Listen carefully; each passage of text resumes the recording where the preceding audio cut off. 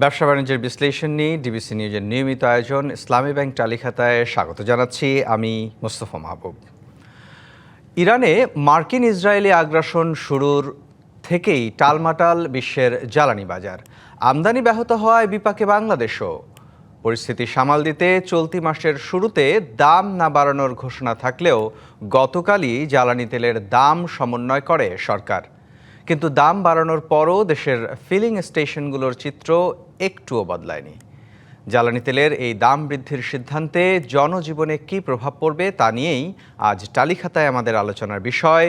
জ্বালানির দাম বাড়লে জীবনযাত্রায় কী প্রভাব পড়ে আলোচনা করতে অনলাইনে যুক্ত আছেন বিপণন বিশেষজ্ঞ ডক্টর সৈয়দ আলমগীর এবং ড্যাফোডিল ইন্টারন্যাশনাল ইউনিভার্সিটির অর্থনীতি বিভাগের অধ্যাপক ডক্টর সৈয়দ মিজানুর রহমান।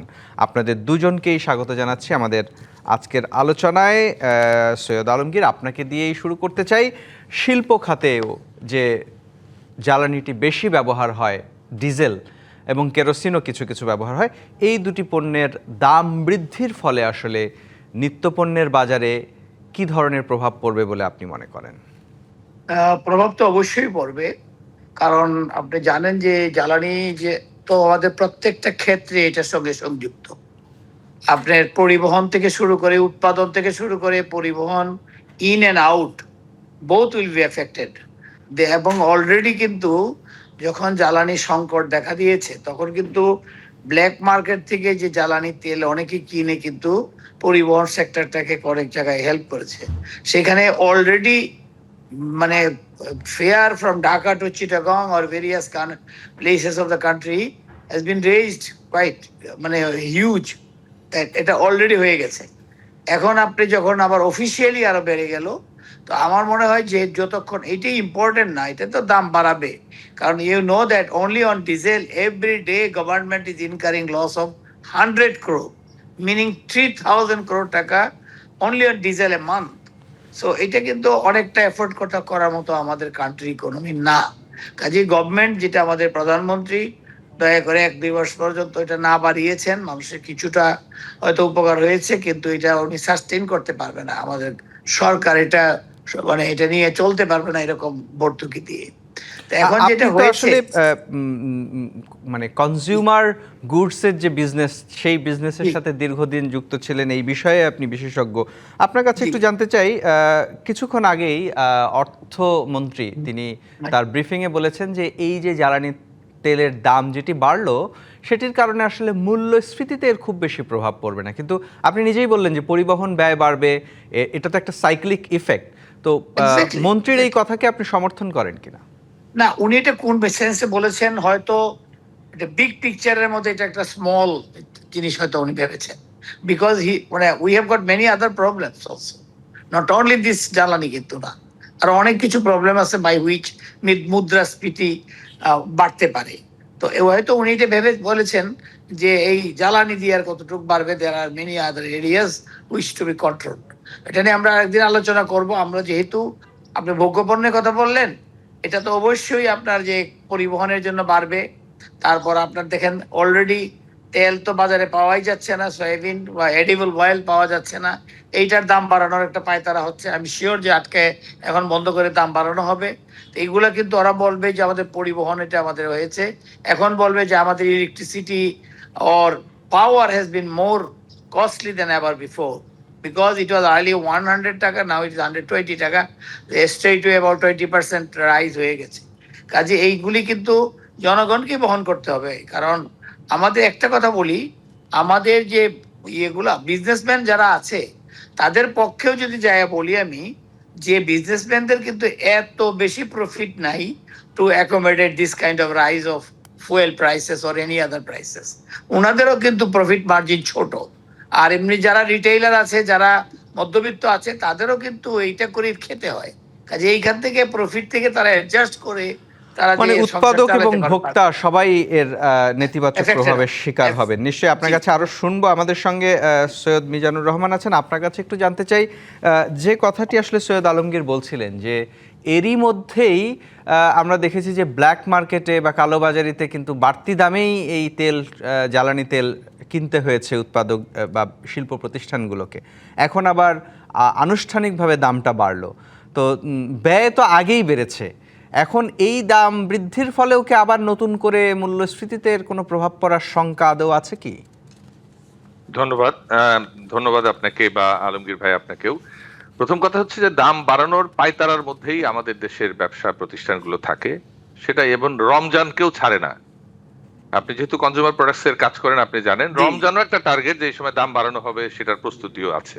জি। অর্থাৎ ধর্ম কর্ম নিয়েও আমাদের হ্যাঁ। দাম বাড়ানোর পায়তারা রয়েছে। তো সেই বিবেচনায় আহ, দাম বাড়ানোর জন্য সুযোগ খুঁজতে থাকবে, হতে থাকবে। এটা একটা সাধারণ মানে স্বভাব আচরণগত অবস্থান বাংলাদেশে, বিশেষ করে পৃথিবীর অন্যান্য দেশের অবস্থা আমি অতটা জানি না। আমাদের দেশে আমার জন্ম হয়েছে, ছোটবেলা থেকে এটা দেখে আসছি।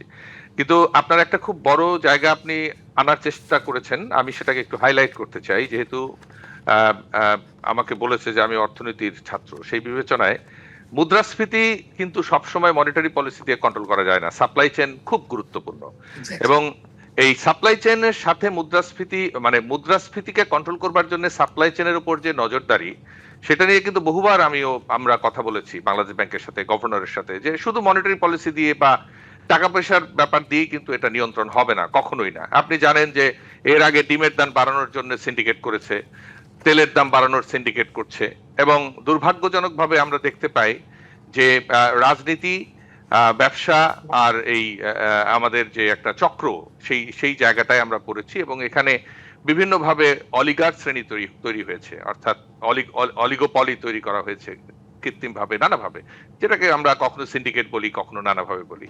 তো একটা দেশের যাদের হাতে এই সমস্ত ব্যবসা বাণিজ্য আছে, তারা, যেটা আমি আগেই বলছিলাম, যে তারা তো রমজানকেও ছাড়তে রাজি না। মানে কৃচ্ছতার মাসে সবচেয়ে দাম বাড়ানো রয়েছে। তো এটা যে আসলে কি হতে যাচ্ছে, কি হতে যাবে, সেটা বলতে গেলে মুদ্রাস্ফীতি কন্ট্রোলের বিষয়টা একটা সময় যাই থাকুক না কেন এবার আরো জটিল হলো এবং এই জটিল অবস্থায় এই চিন্তাগুলোর গভীরে চিন্তা না করলে কিন্তু ঝামেলা আছে। আমরা প্রায় দেখি যে কারণ বাজার রেট করে তারা মুদ্রাস্ফীতি কমানোর চিন্তা করে। এইটা কি কোনোভাবে সম্ভব? কারণ বাজার রেট করে কি করবেন? কিছুই করতে পারবেন না। কারণ আমাদের তো পলিসিতেই ঝামেলা রয়ে গেছে এবং যে কোনো জিনিসের মানে মূল্য বাড়ানোর ক্ষেত্রে, যেটা লুণ্ঠনমূলক আমরা ব্যয় বলি, আয় বলি, লুণ্ঠনমূলক প্রফিট বলি, সেটার তো একটা কালচার আমাদের তৈরি হয়ে গেছে। অর্থাৎ যে যেখানে পারে, এই যে ধরুন বিদ্যুতের দাম বাড়ানো বা জ্বালানির দাম বাড়ানো, সবসময় কি বাড়ানো বা ভর্তুকি সরকার দিয়েছে?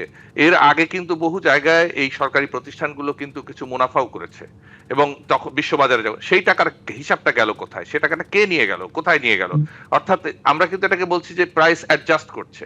তো ডেফিনেটলি এখন অস্থিরতার কারণে ভর্তুকি বাড়বে, কিন্তু ভর্তুকি কম বা ভর্তুকির চেয়ে উল্টো ব্যাপারও কিন্তু আছে। সেই হিসাবগুলো কিন্তু মানে কখনোই আগের আসে যে না। লাভটা ছিল বিপিসি, সেই লাভের হিসাবটাও কিন্তু আমরা পেলাম না। আরেকটা বিষয় একটু আপনার কাছে জানতে চাই, মানে আপনি বলছিলেন যে দাম বাড়িয়েও আসলে কন্ট্রোল করা যায় না যদি সরবরাহ নিশ্চিত করা না যায়। আমরা দেখলাম যে গতকাল যখন এই দাম বাড়ানোর সিদ্ধান্তটা আসলো, তখন অনেকেই বলছিলেন যে এইবার হয়তো যাদের হাতে মজুদ আছে সেটি বের হবে, পেট্রোল পাম্পের সামনের ভিড়গুলো কমবে, কিন্তু বাস্তবে কিন্তু সেই চিত্রটা বদলায়নি। সেই বিষয়ে আর একটু জানতে চাইবো, কিন্তু তার আগে একটা বিরতি নিয়ে আসতে চাই। দর্শক, বিরতি নিচ্ছি। ব্যবসা বাণিজ্যের বিশ্লেষণ নিয়ে ডিবিসি নিউজের নিয়মিত আয়োজন ইসলামী ব্যাংক টালিখাতা থেকে, সঙ্গেই থাকুন। বিরতির পর আবারও স্বাগত ইসলামী ব্যাংক নিবেদিত টালিখাতায়। আজকের বিষয়, জ্বালানির দাম বাড়লে জীবনযাত্রায় কি প্রভাব পড়ে। বিরতিতে যাওয়ার আগে জনাব মিজানুর রহমান, আপনার কাছে জানতে চাইছিলাম যে দাম বাড়ানোর পরও আসলে ফিলিং স্টেশনগুলোর সামনের চিত্র তো বদলায়নি, সেটিকে আসলে কিভাবে দেখেন? দেখুন, দেখুন, এই কথাটা বলার আগে আমার একটা কথা বলতে ইচ্ছা হচ্ছিল যে আমাদের কিন্তু সাম্প্রতিক সময়ে অর্থনৈতিক সমৃদ্ধি, প্রবৃদ্ধি, উন্নতি কতটা হয়েছে আমি সে ব্যাপারে জানি না। তবে নাটকের অনেক উন্নতি হয়েছে। সেই নাটকটা আমরা দেখি যে বিভিন্ন রকম ধরনের, যে কারণ বাজারে ২টা অভিযান চালিয়ে জিনিসপত্রের দাম কমানো, তারপর কোনোভাবে আশ্বস্ত করা, কোনোভাবে মানে অর্থাৎ এক ধরনের কাস্টমার, ভোক্তা বা মানুষের সাথে এক ধরনের নাটকীয় অবস্থান চলছে। এই অবস্থাটা আমি গত রাতে কালকে ঢাকায় ঘুরেছি বেশ কিছুক্ষণ। আমি লক্ষ্য করেছি যে পুরো ঢাকায় বিভিন্ন রেস্টুরেন্টগুলো নানা জিনিস সরব হয়েছে। আমার খুব ভয় হচ্ছে, একটু আগে আলমগীর ভাইও বলছিলেন যে এই যে মানুষগুলো যে ঘন্টার পর ঘন্টা দাঁড়িয়ে থাকছে, এটা যে শুধু ওদের ফুয়েলের জন্য কষ্ট হচ্ছে দাঁড়িয়ে আছে তা না, এদের হেলথ প্রবলেম হবে আগামীতে। ধরেন কিডনির প্রবলেম বা নানা ধরনের প্রবলেম হবে জনস্বাস্থ্যের। আমরা এমনিতেও জানি যে রাতের বেলা মানুষ, আল্লাহ তাআলা এটা ঘুমানোর জন্য দিয়েছে, অর্থাৎ রাতের বেলা তারা ভরপেট খাচ্ছে এবং বড় ধরনের একটা পাবলিক হেলথের ক্রাইসিসও কিন্তু সামনে অপেক্ষা করছে, কারণ এত মানুষ এত এংজাইটি নিয়ে এইভাবে অপেক্ষা করছে। আমি মনে করি যে বাংলাদেশের মানুষের যে ধৈর্য, তার একটা চূড়ান্ত পরীক্ষা কিন্তু দিচ্ছে এখন। আমি কখনোই আশা করি না যে এই ধৈর্যটা ভেঙে যাবে। এর মধ্যেই আশা করি একটা সমাধানের পথে আসতে হবে। আর আমরা সাধারণত যে সমস্ত কথাবার্তা বলে থাকি, যেভাবে আ কথাবার্তা বলে মানুষকে আশ্বস্ত করার চেষ্টা করি, সেই সত্যটা সামনে আসা উচিত। করোনার মতোই আমি মনে করি এই মুহূর্তে একটা সেল তৈরি হওয়া উচিত সরকারের পক্ষ থেকে, যে সেল থেকে রেগুলার আপডেটটা দেবে। একদিকে দেখেন এটা তো আছেই। যদি এই ইস্যুটা না থাকতো, বাংলাদেশে কিন্তু পোলিও নিয়ে এখন অনেক বড় ধরনের ঝামেলার মধ্য দিয়ে যাচ্ছি। অর্থাৎ হাম চারদিক থেকে মানুষ হাম নিয়ে, সরি। তো এই যে হাম নিয়ে ঝামেলায় যাচ্ছি, তার মানে মানুষ কিন্তু নানাভাবে বিপর্যস্ত। ঘরের সন্তানটা তাকে ঠিকমতো খাবার দিতে পারছে কিনা, বা মানে যে রাইডার যে জমি-জমা বিক্রি করে একটা মোটর বাইক কিনেছে, সে সেখান থেকে আয় রোজগার করতে পারছে কিনা। অর্থাৎ নিশ্চয়ই আমরা এই আলোচনা শেষ করতে চাই। ছোট্ট করে আগে আপনার কিছু একটু জানতে চাই, মানে এই যে সংকটটা হলো, আসলে সাধারণ মানুষের জায়গা থেকে আপনি কি পরামর্শ দেবেন? কারণ ভুক্তভোগী তো দিন শেষে আমরাই, সাধারণরা। জি, সাধারণ এটা মানুষকে আমি বলবো যেটা, এটা কি আমাকে বলছেন না জি, আলমগীর আপনাকে ভাইকে বলছি। বলছেন? সাধারণ মানুষকে বলবো যে তারা ধৈর্যের জন্য যে পরীক্ষা দিয়েছে, এটা শ্রেষ্ঠ নাগরিকের একটা ইন্ডিকেটর। তবে ধৈর্য সবসময় কিন্তু মানুষের কন্ট্রোলে থাকে না, নিজের কন্ট্রোলেও থাকে না। আমি যেটা অনুরোধ করব, সাধারণ মানুষ যথেষ্ট সহযোগিতা করছে এবং আমি আশা করি সেটা করবে। তবে সরকারকে অবশ্যই এগিয়ে আসতে হবে সঠিক সমস্যা সমাধানের জন্য। কোনো ভুল তথ্য দিয়ে মানুষকে যদি মানে বিভ্রান্ত করা হয়, তাহলে পরে কিন্তু এই মানুষ তার মানুষ পরিণতিটা ভালো হবে না। নিশ্চয়ই। সেটা আপনাকে আমরা অসংখ্য কেউ চাই না। ধন্যবাদ সৈয়দ আলমগীর। আপনার কাছে একটু ফিরতে চাই। এই যে জ্বালানির দামের কারণে যে মানুষের সংকটটা বাড়ছে, যেমনটা সৈয়দ মিজানুর রহমান বলছিলেন যে মানে এটা একটা বহুমুখী সংকট বা বহুমুখী অভিঘাত আছে আর কি। তো সেই জায়গা থেকে আপনার কাছে একটু জানতে চাই যে সাধারণ মানুষের জন্য আপনি কি পরামর্শ দেবেন? এই সংকট না, কিভাবে এটা সামাল দেওয়া যায় বা সংকট কমানোর ক্ষেত্রে? এটা সাধারণ মানুষের কাছে খুব একটা হাতে নাই। এটা কারণ হচ্ছে কি, তারা তো রুজি রোজগার করতে হবে। যেমন ধরেন জেলেদেরকে বলা হয় মাছ ধরো না, তাদেরকে তখন একটা সাবসিডি দেওয়া হয়, চাল দেওয়া হয়। এখানে তো বলতেছে না যে আপনার রাইডিং না করতে পারলে আপনার ফ্যামিলিকে আমরা হেল্প করব, এটা তো এরকমটা তো না। আর আপনি যে বললেন যে দাম বাড়লে, দাম যে বেড়েছে তার ইম্প্যাক্ট কি, I am telling you there will be no impact. People are still hoping that there will be much more increase.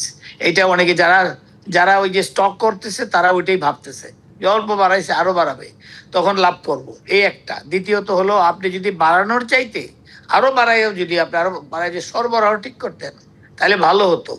আর আপনার এখানে যেটা দেখা যাচ্ছে যে সাপ্লাই চেইন ম্যানেজমেন্টটা খুবই পুয়ার হচ্ছে।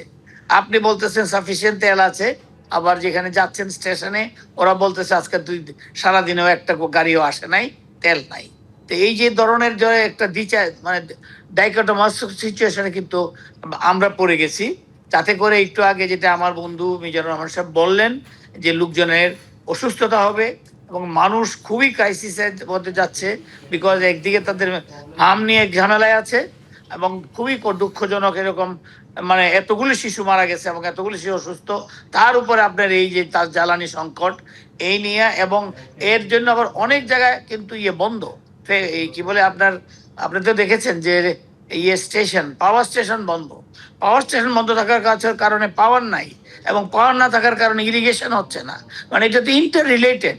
তারপরে আপনি যখন এখন দাম বাড়ালেন, এই দাম দিয়ে কিন্তু কৃষকের যখন ইউজ করবে, কৃষক কিন্তু large user of diesel for irrigation, সেখানে তার কস্ট অফ প্রোডাকশন হাই হয়ে যাবে। সেই অনুযায়ী he will expect that the end price will be much higher. এবং এন্ড প্রাইস যে চালটা ধানটা আমরা খাবো, যেটা আমজনতা যেটা ক্রয় করে, সেই জন্য তারা কিন্তু বেশ কষ্টে পড়ে যাবে। কাজেই এর ইম্প্যাক্টটা কিন্তু ছোট না। এবং এখন বলেন যদি যে আপনি অন্যান্য দেশে দাম বাড়িয়েছে, সারা বিশ্বময় এরকম ঝামেলা এটা, তবে আমি আপনাকে বলবো, এখানে একজন নাম করে অর্থনীতিবিদ আমার বন্ধু আছেন এখানে, তিনি স্বীকার করবেন যে মিজান সাহেব, যে আমাদের অর্থনীতি আর অন্য দেশের অর্থনীতি কিন্তু এক না। আমরা we are quite poor country. কাজেই একটা জিনিস যেটা সিঙ্গাপুর এফোর্ড করতে পারবে, যেটা অন্যান্য রিচ কান্ট্রি এফোর্ড করতে পারবে প্রাইস বাড়লেও, আমরা কিন্তু এটা পারি না। আমাদের কাছে জ্বালানি তেল অল্প একটু বাড়লেও এটা impacted to our life in many fold, but many other country in the world, মানে উই আর অনলি ফিউ। আমি কালকে দেখতেছিলাম গুগল, মানে এই যে সংকটের কথা আপনি বলছেন, এই সংকটের শিকার তো আসলে সাধারণ মানুষ। তো তাদের জন্য বা তাদের জন্য আপনার কি পরামর্শ হবে? কারণ আমরা দেখছি যে সরকারের তো কথা কাজে মিল পাচ্ছি না আমরা। এরকম একটা পরিস্থিতিতে ব্যক্তির জায়গা থেকে তার আচরণে, তার জীবনযাত্রায় কি পরিবর্তন আনা উচিত বলে আপনি মনে করেন? তার জন্য আমি এইটুকুই বলতে পারি, হ্যাভ পেশেন্স, তাছাড়া কিচ্ছু বলার নাই। কারণ ও কি করবে? ওর কাছে তো তেল নাই, ওর তেল দরকার। তোর তেল না চালালে সে তো রাইডিং করতে পারছে না, সে রাইডিং ছাড়া তার কোনো আয়ও নাই। আবার যিনি ফ্যাক্টরি চালাচ্ছেন সে তো আর বাতাস দিয়ে চালাতে পারবে না, কাজে উনি আর কি করবে? উনি ফ্যাক্টরিটা বন্ধ করে দিয়ে ধৈর্য ধরবে। একটা তো আর ছাড়া তো ওই যে বলাই আছে, আল্লাহ তো বলছি ইন্নাল্লাহ মা সাবরিন, আল্লাহ আছে আমার সাথে, এছাড়া তো কোনো কিছু নাই। ওরে আমি কি বুদ্ধি দিব বলেন? আপনি বলেন। আমি কালকে গুগল কাটতেছিলাম, বিশ্বের কয়টা দেশ এরকম হয়েছে? খুব কম দেশ। আমরা, পাকিস্তান, শ্রীলঙ্কা, ফিলিপিন্স, এই কয়টা দেশ। ইভেন ইন্ডিয়াতে কোনো সমস্যা নেই। আমরা তো সুযোগ সন্ধানী, এটা মনে রাখতে হবে। আমরা সুযোগ পেলেই না, একটা কথা করি, সুযোগ তো আমি পাইবো, করবোই, because we are a poor nation. আমরা কিন্তু এত বড় লোক না। কাজে আমি চুরি জারি দামারি এটা সেটা অনেক কিছু করতে হয়, কিন্তু আমাকে কন্ট্রোল করার জন্য তো এই সমস্ত মানে সব মিনিস্ট্রি আছে। এই যে আজকে এইসব এসে টেলিভিশনের সামনে জ্বালানির কোনো সংকট নাই, আমি বিশ্ব রেকর্ড এখন আমার এটা তো শুনতে চায় না। মানুষ চায় তেল, মানুষ তো আপনার বিশ্ব রেকর্ড দেখতে চায় না যে আমার কাছে সবচেয়ে বেশি এখন তেল আছে, তো দিয়ে দেন। এত কথা দরকার নেই, তেল তো আপনার আছে, তো আপনি বিভিন্ন পেট্রোল পাম্পে দিচ্ছেন না কেন? আপনি দেখেন, একমাত্র পাকিস্তানে দেখলাম কিছু লাইন আপ হয়েছে, আর বাকিগুলোতে তো লাইন আপও নাই। শ্রীলঙ্কা এপস দিয়ে দিয়েছে, কোনো সমস্যা নাই। ফিলিপিন্সে এখন কমে গেছে। এই যে কয়েকটা দেশই সমস্যা হয়েছে। আপনি দেন গুগলসে সার্চ দেন, দিয়ে দেখেন যে which are the country most affected in this fuel crisis and what is the condition. You will see all the information are there. I have checked it. So আমার মনে হয় যে মানুষের তাহলে সরকারের এই ব্যবস্থাপনার ব্যর্থতার কারণেই কি জনগণের দুর্ভোগটা আরো বেশি বাড়ছে? আমি বলবো যে ব্যর্থতা আমি এখনো বলবো না, আমি বলবো যে এখনো এটা প্রপারলি হয়তো হয় নাই, যাতে তেল হয়তো মানে সাপ্লাই চেইনটা হয়তো ঠিক নাই। তো এগুলো সাপ্লাই চেইন ঠিক করার জন্য গভর্নমেন্টও চেষ্টা করতেছে। I hope that they can succeed properly, ইনশাআল্লাহ, অ্যাজ সুন অ্যাজ পসিবল। তা না হলে আমাদের জন্য অনেক দুর্ভোগ। আমি তো ওই যে ওনার সঙ্গে একমত হয়ে বলে রাস্তাতে যখন যাই তাকাই দেখি কি রোদ, দাঁড়ানো যায় না, রোদে এমনি হাঁটতে পারা যায় না। সেই রোদে তারা ঘন্টার পর ঘন্টা দাঁড়িয়েছে, তাও কিসের জন্য? নিজের পকেটে টাকা দিয়ে তেল কিনবে। এমন না যে তেলটা ফ্রি দিচ্ছে, এটাও না। আমার পকেটে নাগরিক রাইট আমার আছে যে আমি আমার তেল পাবো, because I have got transport, এবং ট্রান্সপোর্ট কিন্তু আমি রেজিস্ট্রেশন করছি। নিশ্চয়ই আপনাকে অসংখ্য ধন্যবাদ, আপনাদের দুজনকে অসংখ্য ধন্যবাদ। আসলে সামনের দিনে আমাদের জন্য আরো খারাপ সময় অপেক্ষা করছে, আপনাদের কথা থেকে যেটা বুঝলাম। অসংখ্য ধন্যবাদ। দর্শক, আজকের মতো বিদায় নিচ্ছি। ব্যবসা বাণিজ্যের বিশ্লেষণ নিয়ে ডিবিসি নিউজের নিয়মিত আয়োজন ইসলামী ব্যাংক টালিখাতা থেকে। ডিবিসি নিউজের সঙ্গেই থাকুন।